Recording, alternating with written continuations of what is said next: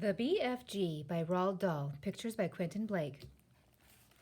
The Great Plan. "We've absolutely got to stop them," Sophie cried. "Put me back in your pocket quick, and we'll chase after them and warn everyone in England they're coming." "Redunculous and impossible," the BFG said. "They is going 2 times as fast as me, and they is finishing their guzzle before we is halfway." "But we can't just sit here doing nothing," Sophie cried. "How many girls and boys are they going to eat tonight?"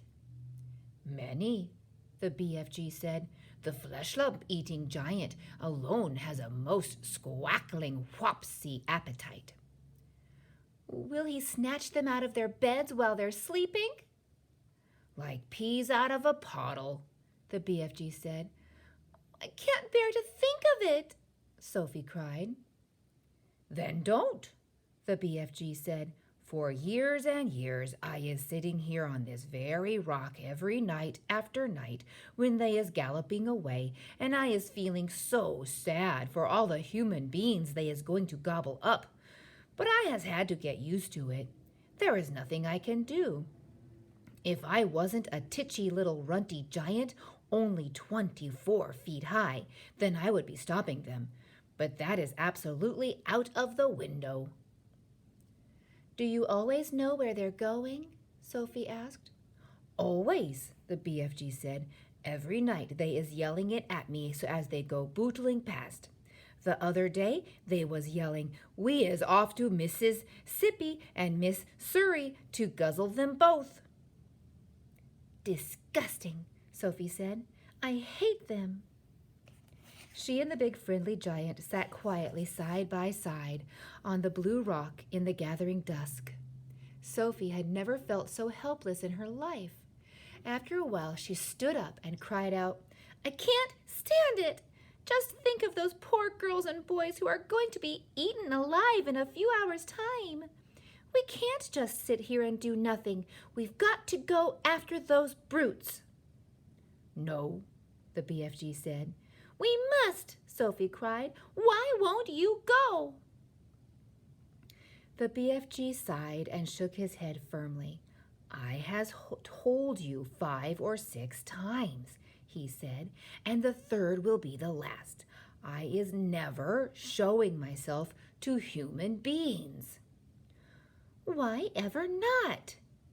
"If I do, they will be putting me in the zoo with all the jiggy-raffs and crocodile-dillies." "Nonsense," Sophie said. "And they will be sending you straight back to an orphanage," the BFG went on. "Grown-up human beings is not famous for their kindnesses. They is all squiffle-rotters and grink-sludgers." "That simply isn't true," Sophie cried angrily. "Some of them are very kind indeed." "Who?" the BFG said. "Name one."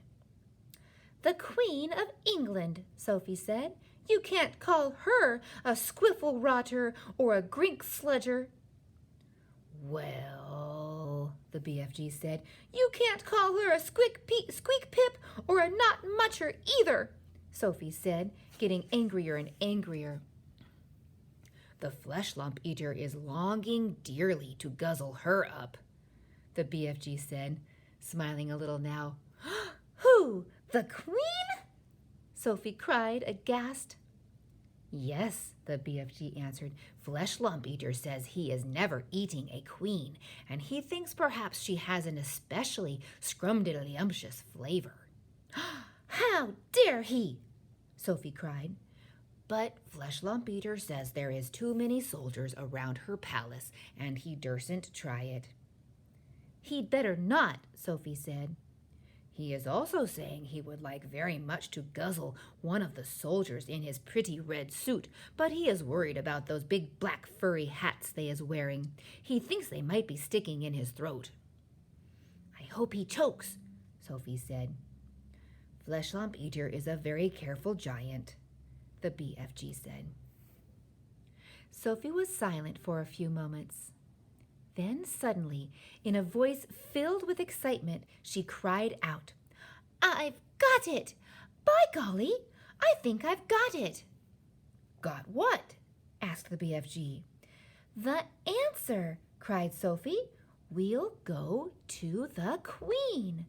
It's a terrific idea.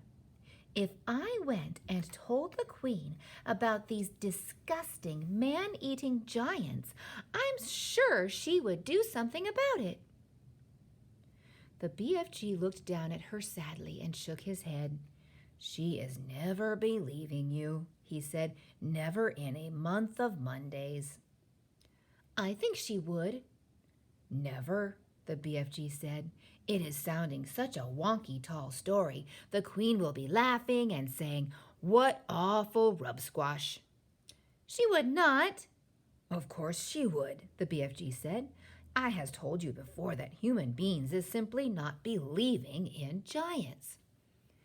Then it's up to us to find a way of making her believe in them, Sophie said. And how is you getting in to see the Queen anyway? The BFG asked. Now, hold on a sec, Sophie said. Just you hold on a sec, because I've got another idea. Your ideas is full of crod squaddle, the BFG said. Not this one, Sophie said. You say that if we tell the Queen, she would never believe us? I is certain she wouldn't, the BFG said.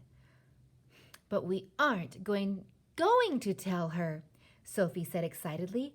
We don't have to tell her. We'll make her dream it. That is an even more froth-bungling suggestion, the BFG said. Dreams is lots of fun, but nobody is believing in dreams either. You is only believing in a dream while you is actually dreaming it. But as soon as you is waking up, you is saying, "Oh, thank goodness, it was only a dream." Don't you worry about that part, Sophie said. I can fix that. Never can you fix it, the BFG said. I can. I swear I can. But first of all, let me ask you a very important question. Here it is. Can you make a person dream absolutely anything in the world? Anything you like, the BFG said proudly. If I said I wanted to dream that I was in a flying bathtub with silver wings, could you make me dream it? I could, the BFG said. But how? Sophie said. You obviously don't have exactly that dream in your collection. I do not, the BFG said, but I could soon be mixing it up. How could you mix it up? It is a little bit like mixing a cake, the BFG said. If you is putting the right amounts of all the different things into it, you is making the cake come out any way you want. Sugary, spongy, curranty, Christmassy, or grobsquitchy. It is the same with dreams. Go on, Sophie said. I has dillions of dreams on my shelves, right or left. Right, Sophie said. I has dreams about bathtubs, lots of them. I has dreams about silver wings. I has dreams about flying. So all I has to do is mix those dreams together in the proper way, and I is very quickly making a dream where you is flying in a bathtub with silver wings. I see what you mean, Sophie said, but I didn't know you could mix one dream with another. Dreams like being mixed, the BFG answered. They is getting very lonesome all by themselves in those glassy bottles. Right, Sophie said. Now then, do you have dreams about the Queen of England? Lots of them, the BFG said. What about giants? Of course, the BFG said. And about giants eating people? Swiggles of them, the BFG said. And about little girls like me? Those is commonest of all, the BFG said. I has bottles and bottles of dreams about little girls. And you could mix them all up just as I want you to? Sophie asked, getting more and more excited. Of course, the BFG said. But how is this helping us? I think you is barking up the wrong dog. Now, hold on, Sophie said. Listen carefully.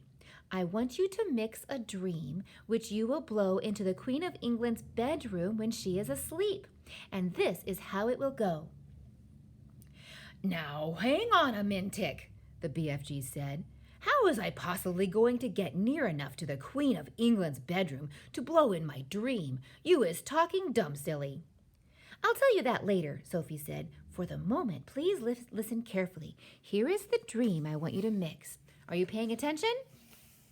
Very close, the BFG said. Oh, I'm going to have to finish this one later.